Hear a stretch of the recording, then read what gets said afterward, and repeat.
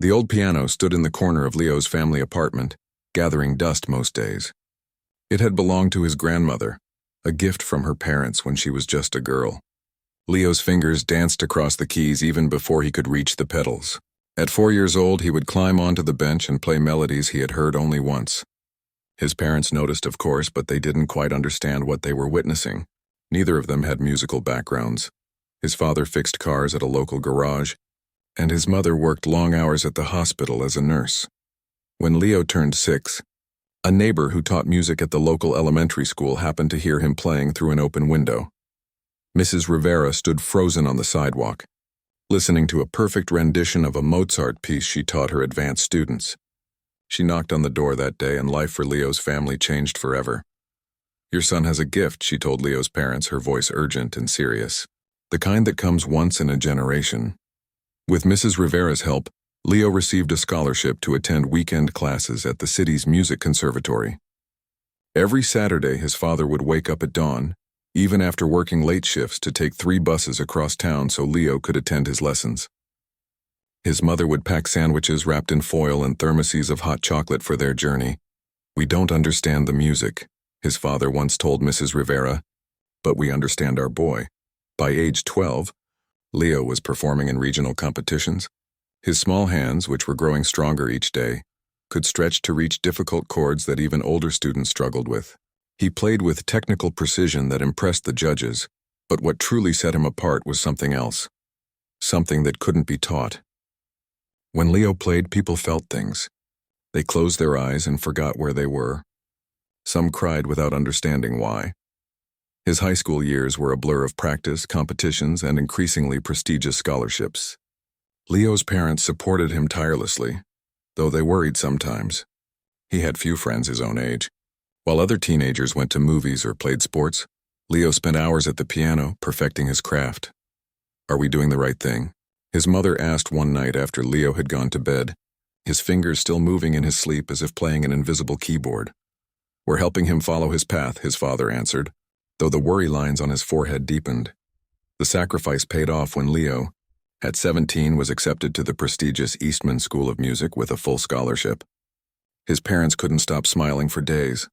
Neighbors brought food and celebrated as if it were a holiday. Mrs. Rivera wept with pride. The day before Leo left for college, his parents presented him with a watch that had belonged to his grandfather. "To remind you of home," his mother said, fastening it around his wrist. "To remind you of who you are." His father, a man of few words, simply embraced him tightly. "We are proud," he whispered. College was everything Leo had dreamed of and more.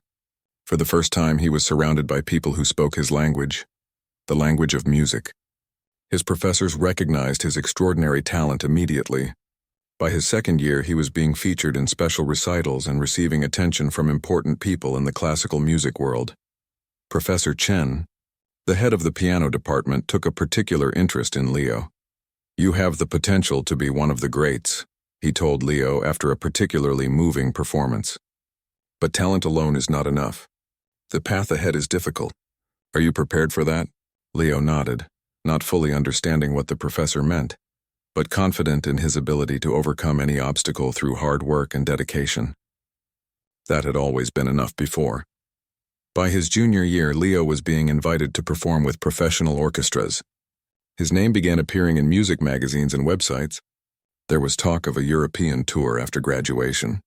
The future seemed blindingly bright. Then came the night that changed everything. It was late February and snow was falling heavily as Leo left the practice rooms. He had been working on a particularly challenging Chopin piece for an upcoming competition, one that could lead to a recording contract. His mind was still filled with music as he crossed the street, not noticing the car that had lost control on the ice. The impact sent him flying. Pain exploded through his body, then darkness. Leo woke up in the hospital 3 days later. His parents were there, their faces gray with worry and lack of sleep. They had dropped everything and driven through the night when they got the call. "The doctors say you're going to be okay," his mother told him, squeezing his left hand. It was then that Leo realized he couldn't feel his right hand. Looking down, he saw it bandaged and immobilized. The doctor explained the damage: multiple fractures, nerve damage, extensive surgery required. "We've done our best," she said carefully, "but you need to prepare yourself. You may never regain full function in that hand." The words didn't make sense to Leo at first. Of course he would regain function. He was a pianist. His hands were his life. The weeks that followed were a blur of surgeries, pain, and gradually, the dawning realization that the doctor had been right. Despite aggressive physical therapy, his right hand remained weak, the fingers stiff and unresponsive. He could barely hold a cup, let alone execute the delicate, precise movements required for advanced piano playing. Professor Chen visited him in the hospital, his face solemn.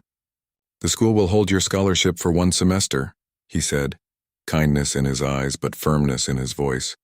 "After that, we'll need to reevaluate." What he meant, though he didn't say it directly, was that a piano performance scholarship was of no use to someone who could no longer perform at an elite level. Leo's parents stayed as long as they could, but eventually had to return home to their jobs. "Come home with us," his mother pleaded. "We'll figure something out." But Leo couldn't bear the thought of returning as a failure, of seeing the piano in the corner and not being able to play it properly. "I need to stay and finish my therapy," he told them. "I'll be fine." He wasn't fine. The medical bills mounted quickly, far exceeding his student health insurance coverage. Without being able to practice properly, his scholarship was indeed revoked the following semester. He tried working at the campus coffee shop, but even that proved difficult with his injured hand. Within 6 months of the accident, Leo had exhausted his savings and maxed out the small credit card his parents had helped him get for emergencies.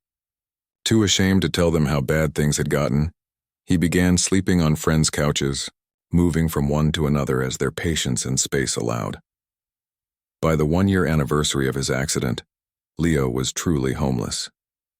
He had withdrawn from school, unable to pay tuition or function as the pianist he had been. His friends, while sympathetic, had their own lives and studies to focus on. Their offers of help grew less frequent, then stopped altogether. Leo found himself in a city park one night, a backpack containing all his remaining possessions beside him on a bench. The watch his parents had given him, the last thing he owned of any value, felt heavy on his wrist. He should sell it, he knew. It would give him enough for a bus ticket home or at least a few nights in a cheap motel, but he couldn't. It wasn't just a watch. It was the last thread connecting him to the life he had once had, to the family who believed in him, to the person he had been. As darkness fell and the temperature dropped, Leo pulled his thin jacket tighter around himself. Tomorrow, he decided, he would swallow his pride and call home. His parents would welcome him back, he knew that. They would help him start over, find a new path. But what that path might be, he couldn't imagine. Without music, without the piano, who was he? The question echoed in his mind as he drifted into an uneasy sleep. The sounds of the city, his only lullaby. The morning light filtered through the trees, waking Leo as it touched his face. His back ached from the hard bench and the damp chill of dawn had settled deep in his bones. For a moment, as his mind cleared the fog of sleep, he forgot where he was. Expected to be in his dorm room, ready for another day of practice. Reality crashed back quickly. 6 months had passed since that night in the park, when he'd promised himself he would call home. He never made that call. Pride, shame, and a stubborn belief that he could somehow fix his own life had kept him from reaching out. Now it was October, and the first hints of winter were in the air. Leo knew he couldn't keep sleeping outdoors much longer. His stomach growled, reminding him that he hadn't eaten since yesterday morning. The $5 in his pocket wouldn't stretch far, but it was all he had. He walked toward the busier part of the city, joining the stream of people heading to work. No one looked at him twice. He'd learned to blend in, to look purposeful even when he had nowhere to go. Leo found a public bathroom where he could wash his face and brush his teeth with the travel toothbrush he kept in his backpack. Looking in the mirror, he barely recognized himself. His face was thinner, with a patchy beard he couldn't properly maintain. Dark circles underscored his eyes. He splashed cold water on his face, ran his fingers through his hair, and tried to look presentable. The day stretched ahead of him, empty and intimidating.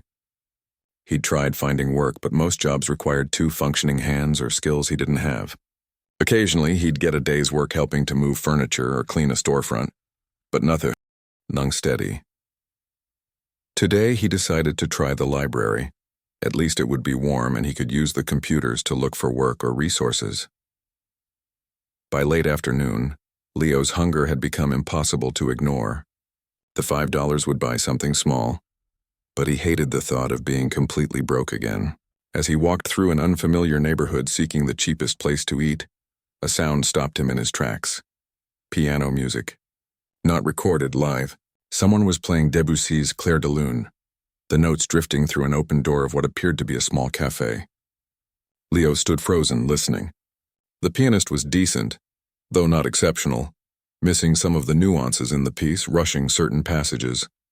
Still, the music pulled at something deep inside him, a part he'd been trying to bury. Without really deciding to, Leo found himself walking toward the sound. The cafe was small and worn around the edges with mismatched tables and chairs. The smell of coffee and something baking filled the air. In the corner stood an upright piano, its wood scratched and faded with age. A middle-aged woman was playing, her face peaceful. Leo took a seat at an empty table, content just to listen. When the woman finished playing, a few customers applauded politely. She smiled, closed the piano, and went back behind the counter. "Can I get you something?" A server approached Leo's table, notepad in hand. Leo looked down at the menu prices and winced internally. "Just a coffee, please," he said, knowing even that would take most of his $5. The server nodded and left. Leo sat watching as other customers came and went.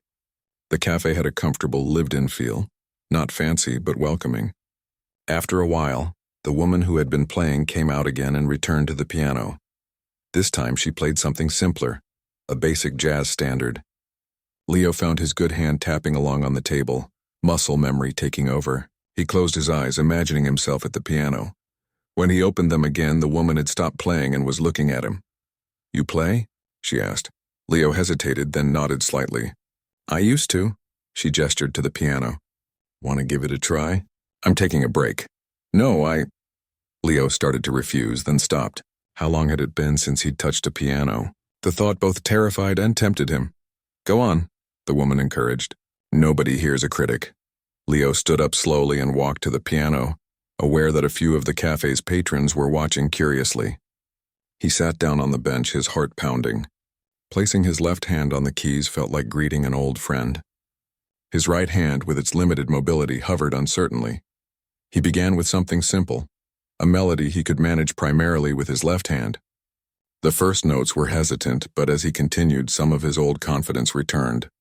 He'd worked out ways to compensate for his injured hand during months of solitary practice on imaginary keyboards, and now for the first time, he could test these adaptations on a real instrument. The cafe grew quiet. Leo barely noticed, lost in the music. He transitioned from the simple melody into something more complex, a piece he'd been working on before the accident, adapted now for his new limitations. His right hand couldn't move as it once had, but he found he could still use it for certain chords and bass notes, while his left hand carried more of the melodic line than in traditional playing. When he finally stopped, the silence in the cafe was complete. Then someone began to clap and others joined in. Leo looked up, startled, having almost forgotten where he was. The owner of the cafe, a heavy-set man with a thick mustache, was standing near the counter, watching him with an unreadable expression. "That was something else, kid," he said, walking over. "Where'd you learn to play like that?" "Eastman," Leo answered automatically.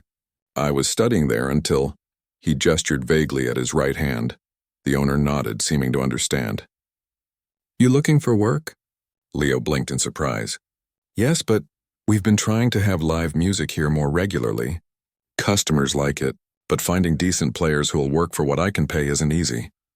He looked Leo up and down, noting his worn clothes and thin frame. "You look like you could use a job, and from what I just heard, you've got talent to spare, even with—" He nodded at Leo's hand. "I can't play for very long stretches," Leo warned. "My hand starts to hurt if I push too hard. 2 hours a day, 3 days a week to start. We'll see how it goes." The owner named a figure that wasn't much, but it was more regular money than Leo had seen in months, plus a meal each shift deal. Leo felt something he hadn't experienced in a long time. Hope. "Deal. I'm Tony, by the way. I own the place, Leo." "Well, Leo, you can start tonight if you want. Got a place to stay?" Leo hesitated, then shook his head. Tony sighed. There's a room upstairs. Nothing fancy, used to be storage. You can use it until you get on your feet. Take it out of your pay. Leo wanted to refuse, to say he didn't need charity, but the thought of a real roof, a real bed, was too tempting. Thank you, he said simply. That night, after playing his first official shift at the cafe, Leo sat on the edge of a small bed in the room Tony had offered. It was indeed nothing fancy. Just enough space for a bed, a small dresser, and not much else. But it was warm, private, and his. He flexed his right hand carefully, feeling the familiar ache that came after playing. The pain was both unwelcome and somehow reassuring, a reminder that he had made music again. What he'd played tonight wasn't at the level he once achieved, but it had touched people. He'd seen it in their faces.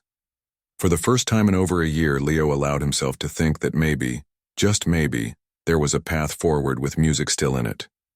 Different from what he had planned, humbler perhaps, but real. He lay back on the bed, his grandfather's watch still on his wrist, and thought about calling his parents. Not yet, he decided. Not until he had something more to tell them than his failures. Soon, though, soon he would call and let them know he was okay. As he drifted off to sleep, it wasn't hunger or fear or shame that followed him into dreams, but music. New music, adapted for his changed hands, but still unmistakably his own. 3 months had passed since Leo first sat down at the piano in Tony's cafe. Winter had settled over the city, turning the streets into channels of slush and freezing wind. But inside the cafe, warmth spread from more than just the old radiators that clanked and hissed in the corners. Leo had become something of a fixture there. What had started as 3 evenings a week quickly expanded to 5, as word spread about the young pianist with the unusual playing style. The cafe, which had always done steady but unremarkable business, now had waiting lists for tables on the nights Leo played. Never seen anything like it, Tony told him one night after closing, as they sat sharing the day's leftover pastries. 20 years I've owned this place, and I've never had to turn people away at the door. Leo smiled, still not entirely comfortable with the attention. It's just because there's not much live music in this neighborhood. Tony shook his head. Don't sell yourself short, kid. What you do with that piano is special. People feel it. And they did feel it. Leo could see it in their faces as he played. The way conversations paused, the way eyes closed, the occasional tear wiped away discreetly. He wasn't playing the technically demanding pieces he'd mastered at Eastman. Instead, he'd developed a repertoire that worked with his new limitations, finding ways to create emotion with what he had rather than mourning what he'd lost. His right hand would never be what it once was. The doctors had been right about that. But Leo had discovered something in these months of playing at the cafe. Music wasn't just about technical perfection. It was about connection, and somehow the struggle evident in his playing, the adaptations he'd made, the vulnerability he couldn't hide, seemed to make that connection even stronger. Tonight had been particularly good. The cafe had been full, the atmosphere perfect. Leo had experimented with a new piece he'd been working on, his own arrangement of a folk song his grandmother used to sing. The response had been overwhelming. You ever think about recording some of your stuff? Tony asked, breaking into Leo's thoughts. Leo laughed. Who would want to hear it? Everyone who's been packing my cafe for the last 3 months, for starters. Before Leo could respond, the bell above the cafe door jingled. Tony frowned. He'd locked up an hour ago. A young woman stepped inside, brushing snow from her coat. Sorry, she said, noticing their surprised expressions. The door was unlocked. Are you closed? Very closed, Tony said, but his tone was friendly. What can I do for you? Actually, I was hoping to talk to him. She pointed at Leo. You're the pianist, right? The one everyone's talking about? Leo felt his face grow warm. People are talking? All over social media. She pulled out her phone, tapped a few times, and handed it to him. This was posted 3 weeks ago. It has over 2 million views. Leo stared at the screen. Someone had recorded him playing at the cafe, a piece by Einaudi that he'd adapted to work with his limited right hand. The video was titled One-Handed Piano Genius Plays with Soul You Won't Believe. I didn't know about this, Leo stammered. That's why I'm here, the woman said. I'm Mei Lin. I work for Riverside Records. It's a small label, but we specialize in classical and jazz crossovers. She handed him a business card. We're interested in what you're doing. Leo looked at the card, then at Tony, who was grinning broadly. "Told you," Tony said. Maylin stayed for nearly 2 hours, asking Leo about his background, his training, his accident. She listened with genuine interest as he explained how he'd had to relearn his approach to the piano, developing techniques to compensate for his right hand's limitations. "It's not that the hand is useless," he explained, demonstrating with a simple chord progression. "It's that it doesn't have the dexterity or strength it once did. So I've had to redistribute how I approach the keyboard." "It's fascinating," she said, "and the result is something truly unique. It's not just your technique, it's the emotion behind it. People can feel your story when you play." By the time she left, they had made plans for Leo to visit the recording studio the following week. Nothing was promised, she emphasized, just a meeting, a chance to play for the label's director in a professional setting.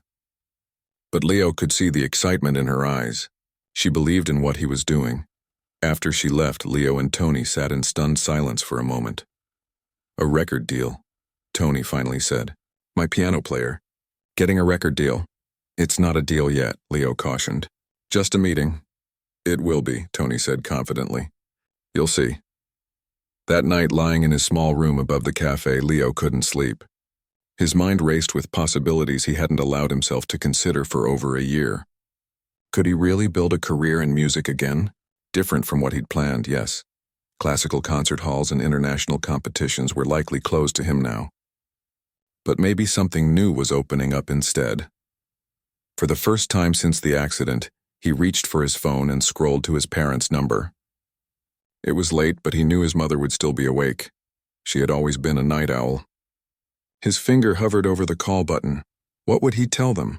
That he'd been homeless? That he'd been too ashamed to call? Or would he skip all that and just tell them about tonight? The record label, the possibility of a new beginning. Before he could decide, his phone buzzed with an incoming message. It was from an unknown number. "Saw your video. Incredible work. I'm in town next week.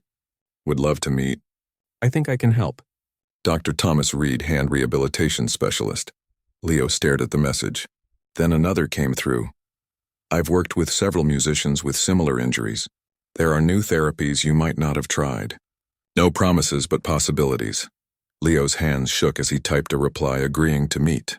Then, without giving himself time to reconsider, he pressed the call button on his parents' number. His mother answered on the second ring. "Hello?"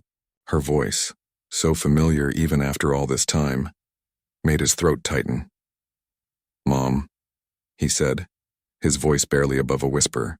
"It's me." There was a moment of silence, then a muffled sob. "Leo, oh my God, Leo, where are you? Are you okay?" "I'm okay, Mom, I'm really okay." And for the first time in a very long time, he meant it. The conversation that followed was long and emotional. Leo told them everything. The homelessness, the struggle, finding the cafe, and now the unexpected interest in his music. His mother cried, his father's voice grew rough with emotion. They had been searching for him, they told him. Had filed police reports, contacted hospitals, driven to the city multiple times to look for him.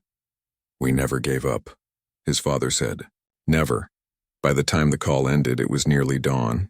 Leo had promised to send them his address, and they were planning to visit as soon as they could get time off work. His mother had made him swear a dozen times that he was really okay, that he was eating enough, that he had warm clothes for the winter. Leo sat by the window, watching as the first pale light of morning touched the snow-covered streets below. The future that had seemed so dark for so long now glimmered with new possibilities. Music, healing, and most importantly, reconnection with the people who loved him. His right hand would never be what it once was. But maybe, just maybe, it could be something different, something that in its own way was just as valuable, just as musical, just as his. And the path ahead, though different from the one he'd imagined for himself, suddenly seemed worth traveling. The recording studio was nothing like Leo had imagined. He'd expected something sleek and modern, with state-of-the-art equipment and soundproof booths. Instead, Riverside Records operated out of a converted brownstone, with wooden floors that creaked underfoot and tall windows that let in streams of natural light. "We believe in capturing the natural sound," Mei Lin explained as she led him through the space. "Digital perfection is overrated. We want the listener to feel like they're in the room with the musician." The main recording area housed a beautiful Steinway grand piano that made Leo's heart skip. It had been so long since he'd played on a proper grand. The cafe's upright had served him well, but this was different, like comparing a bicycle to a sports car. "Go ahead," Mei Lin encouraged, noticing his lingering gaze. "It's all yours for the next hour." Leo approached the piano cautiously, almost reverently. He sat on the bench, adjusting its height, then placed his hands on the keys without pressing them, simply feeling the cool ivory beneath his fingers. He closed his eyes, took a deep breath, and began to play. The sound was magnificent, rich and resonant in a way the cafe's piano could never be. Leo started with something familiar, one of the pieces he'd adapted for his current abilities, but soon found himself experimenting, pushing boundaries, discovering what was possible with this superior instrument. He was so absorbed that he didn't notice when other people entered the room. When he finally finished and opened his eyes, there were 5 people watching him, including Mei Lin and an older man with silver hair and piercing eyes. "That was extraordinary," the older man said, stepping forward. "I'm David Chen, head of the label. Mei Lin told me about you, but I had to hear for myself." He gestured to the others. "This is our creative team, and we're all in agreement we want to work with you." Leo's mouth went dry. "You do? What you're doing is unique. It's authentic. And that's exactly what we look for." David sat down on a chair nearby. "Mei Lin tells me you've never recorded professionally before?" Leo shook his head. "I was training for concert performance before my accident. Well, recording is different, more intimate in some ways, but I think your style will translate beautifully." David leaned forward. "We'd like to offer you a contract for an EP, 5 or 6 tracks to start. See how the market responds." The meeting that followed was a blur of details, timelines, royalty percentages, promotional plans. By the end, Leo had a contract to review and a recording date set for the following month. "This gives you time to prepare, select your pieces, and work with our team on arrangements," Mei Lin explained. "And you mentioned you're meeting with a hand specialist? That's perfect timing." As Leo left the studio, contract tucked safely in his backpack, he felt lightheaded. Just months ago, he'd been sleeping on park benches, convinced his musical career was over. Now he was heading to a meeting with one of the country's leading hand rehabilitation specialists, and had a recording contract in his bag. Dr. Reed's office was in the medical district, a sterile contrast to the warm atmosphere of the recording studio. The doctor himself, however, was anything but sterile. Tall and lanky with a runner's build, he greeted Leo with genuine enthusiasm. "Your video came across my desk because a colleague shared it in a medical forum," he explained, shaking Leo's good hand. "The adaptations you've made to your playing technique are fascinating from a neurological perspective." The examination that followed was thorough. Dr. Reed tested the mobility and strength in Leo's injured hand, reviewed his medical records, and asked detailed questions about his accident and recovery. "The surgeons did good work," he commented, gently manipulating Leo's fingers. "But your rehabilitation was incomplete, possibly stopped too soon. There are newer approaches that might help." "Help how much?" Leo asked, trying not to hope too much. "I've accepted that I'll never play the way I used to." Dr. Reed considered this. "You're right to be realistic. You won't regain 100% function, but 70–75% possibly. Enough to expand your repertoire and playing time significantly, though you'd still need to use some of the adaptations you've developed." That would change everything," Leo said, his voice thick. "It will take work, intensive therapy, possibly some minor surgical revisions, and it's not cheap." Dr. Reed hesitated. "I understand you might not have insurance or resources right now." Leo thought about the contract in his bag. "That might be changing. How soon could we start?" "I have a program for artists, musicians, painters, sculptors. Reduced rates, payment plans." Dr. Reed smiled. "Consider it my contribution to the arts. We could begin next week." By the time Leo returned to the cafe that evening, his head was spinning. Tony was waiting, his face eager for news. "Well, what happened? Tell me everything." Leo smiled, still not quite believing it himself. "They offered me a recording contract. 5 tracks to start." Tony whooped loudly, causing several customers to turn and stare. "I knew it. What did I tell you? Didn't I say this would happen?" "And I saw the hand specialist," Leo continued. "He thinks he can help improve my function. Not completely, but better than it is now. Tony's face softened. Kid, that's amazing. All of it? He clapped a hand on Leo's shoulder. Your parents called the cafe while you were out. They're coming this weekend, Leo nodded. He'd spoken to them every day since breaking his long silence. Each conversation was a little easier than the last, the weight of shame and failure gradually lifting. I should practice, Leo said, glancing at the piano. I need to decide which pieces to record. Not tonight, Tony said firmly. Tonight we celebrate. I've got a special table set aside and dinner's on the house. He grinned. Gotta treat my star attraction right before he gets too famous for this place. The weekend arrived quickly. Leo had spent the days split between practicing at the cafe, beginning therapy with Dr. Reed, and preparing for his parents' visit. He'd cleaned his small room obsessively, though there was little he could do to make it more than what it was, a converted storage space above a cafe. When his parents finally arrived, the meeting was nothing like Leo had imagined during his months of avoiding contact. There were tears, yes, and tight embraces that made breathing difficult, but there were no recriminations, no disappointments expressed, only relief and love. We don't care about anything except that you're safe, his mother said, holding his face between her hands. Everything else is just details. They spent the day together, Leo showing them the cafe, introducing them to Tony, playing for them on his piano. He told them about the recording contract and Dr. Reed's treatment plan.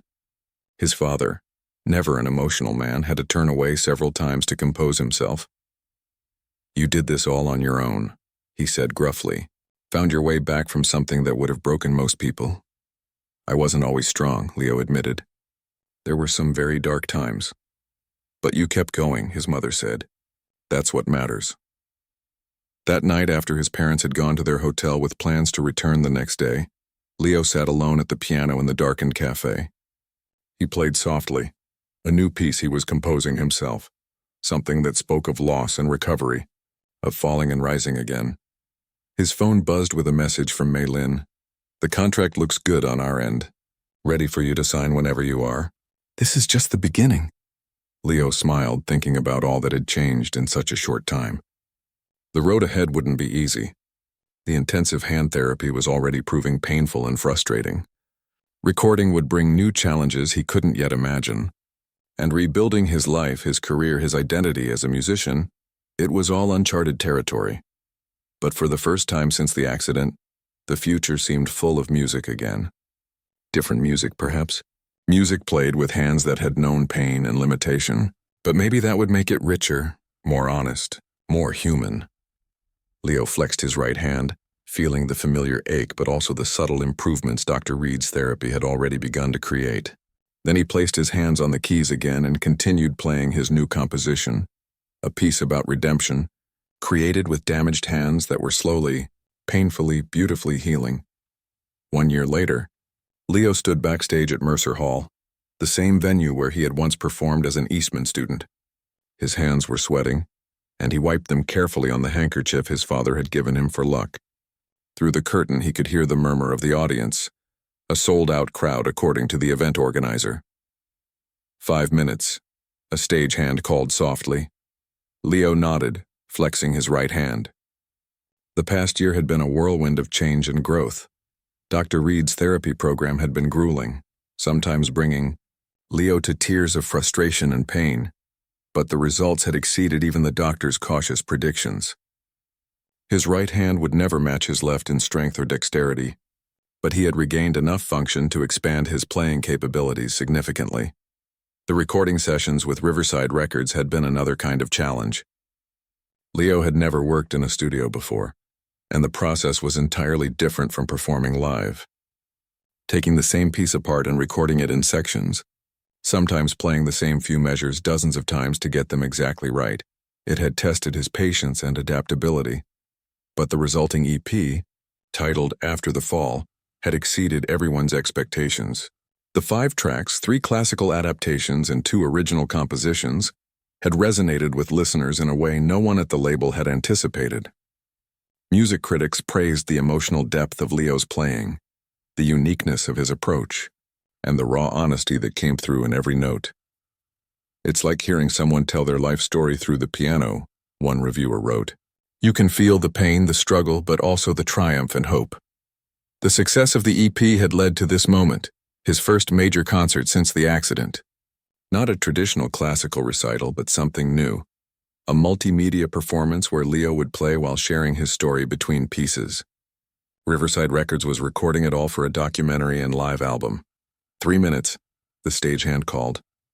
Leo took a deep breath and closed his eyes, centering himself. In the audience tonight were people who had been part of every chapter of his journey. His parents, of course, sitting in the front row.